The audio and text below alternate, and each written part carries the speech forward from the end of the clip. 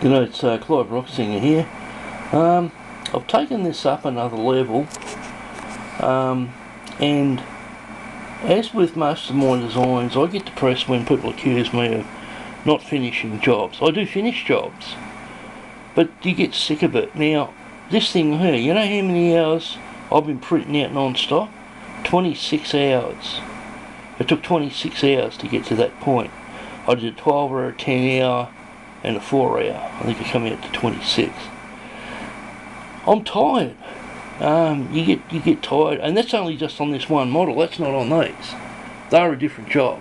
Just on this one alone took me 26 hours. And then you got all the drawing in between it. So we're talking like 2 days work, and I'm only sleeping 2 hours a day. In nature, I've got manic depressive, and I also got CPOD, I think they call it. So yeah, I only sleep 2 to 2.5 hours. Most of the time I only sleep an hour and a half. So I get tired very quick, and I get absent-minded, and I say silly things, and I tire out real easy, and I'm very tired. And I normally stop like I have on this. I get it to a particular point and I stop. Now I realise why. What needs to happen now is I need to fall back very heavily on the graphics. This is where you're going to have scenario 1 and scenario 2. Now with this I burned the power supply, I set fire to it, it was smoking. What happened, the two wires touched together. I needed the height of those Coles rechargeable batteries to set the height of it so I can make the cap up. But I made the bloody thing with a complete circuit, so I've learned, and as I say, I'm stupid. Oh, that won't come out. What the heck? What's this done here? It's stuck to the... I left two batteries, so it's not a full circuit. And so I still have the height, but it's not live. I had it live and the two wires touched, and it's melted all of the springs so that they're compressed. It's stuffed it up. So I've got to get another one. Luckily it still works. Now one of the things I've had a problem with here is this. The peephole's not big enough. I knew I needed to have it big enough to get the wires through, but I can't see the holes in the gadget. Also realised that I need to access from underneath, and because I needed access from underneath, I needed to put legs on it, and they had to be higher than 5mm, so I can put a plate underneath it, which is like that. So that'll have a plate like that covering over that, which will obviously be the right size. And now I've got to redimension it all and redesign it again. And as you can see, it's a pretty fancy model. You know, I've got a lot of trouble with this. It all bolts together. It's in 2 pieces, and it's got a half configuring leg which is stepped, so that I get a centre leg, and it also helps line it up, so it lines up nice and neat. So I've got it good, but now I've got to enlarge that hole. Now, how do you do that? This is where your computer process come into it. This is which one's this? 3D designs. Actually the main directory of that is all 3D printer, and then I go to 3D designs. Now in this particular case, this is hex bits, right? This is this job here. Now I can go STL11 is that, right?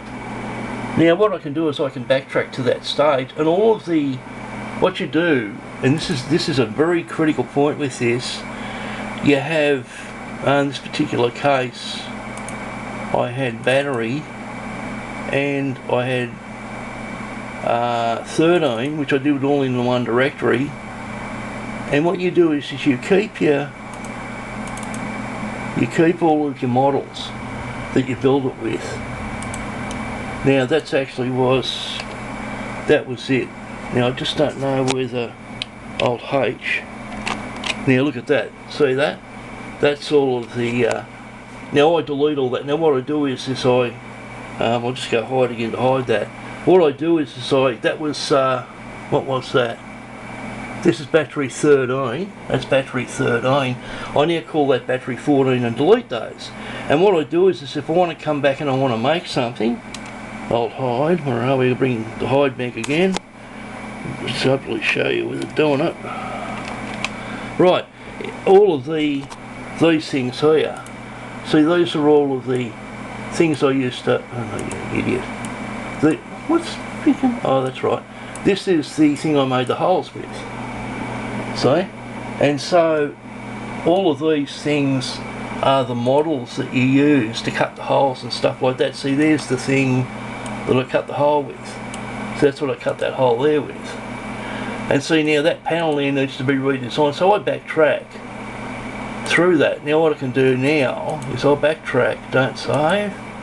Right, we'll go back to, where we'll go back to, we'll go back to 10 and see where I'm making the panel up. Right, now here's the panel with no holes in it. See this? And that's how you do it. But what I found with this is that when I went in or when I reloaded the file, it chopped. What I did was I overlaid that over that, and then when I came back into the next file, it had actually taken that bit out of the file, and all that was just a flat plane. It was a cutaway. Now I'll just take, don't save, I'll show you this. Go back, it's hard to hold the camera while I'm doing this. 15. When I went into this, if you look at this, look what it's done to the panel. And I don't understand how it did that. See how it's just left the plane? So I don't know how that's done that, because I didn't actually, I did deliberately mesh it in, but when apparently it's loaded the file, when it automatically reload the file, it's got this thing here, external data automatically packing a blend. I think what it does is it redraws it, and it's redrawn it so that it's actually omitted that. And that makes it really hard to work with now. So this is when you've got to backtrack and go back and get the original, which is this one. And this one, I think you will find, go to 1, go to hide it, what the heck, hide, right. If you pull that away, I reckon that might be complete, yeah. See how that's still got body to it now? Oh, hang on, no, that's cut away too. How did I do that? So I'm going to go back further. Oh, that's right, I went right back to 10. So I'm going to go right back to 10 to get that original panel that's not cut away. Yeah, see, it's not cut away there, look. See how it's not cut away there? The program did that.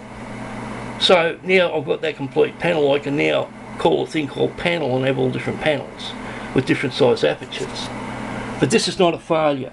It's now stepping it up a level. It's only a failure if you stop doing it. I stopped doing it, but now I've learned, and now I'm moving it up a level. So I'm now going to do 2 or 3 different versions of this. Anyway, I better nick off because my camera's just about running out of memory. Clive Rock Singer, over and out.